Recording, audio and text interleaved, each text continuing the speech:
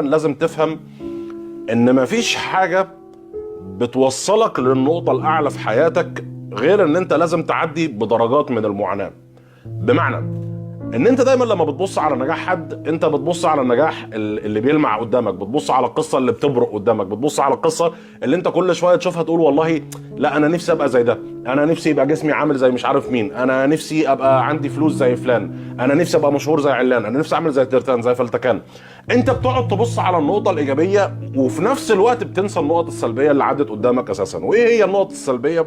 ابرز النقط السلبية دي هو ان في كتير من العقبات والمشاكل والايام المكرره اللي الشخص ده بيعدي عليها اللي انت ما بتاخدش بالك منها اساسا. بمعنى مشكله النجاح او معضله النجاح في الحياه عموما هي انها مساله مركبه.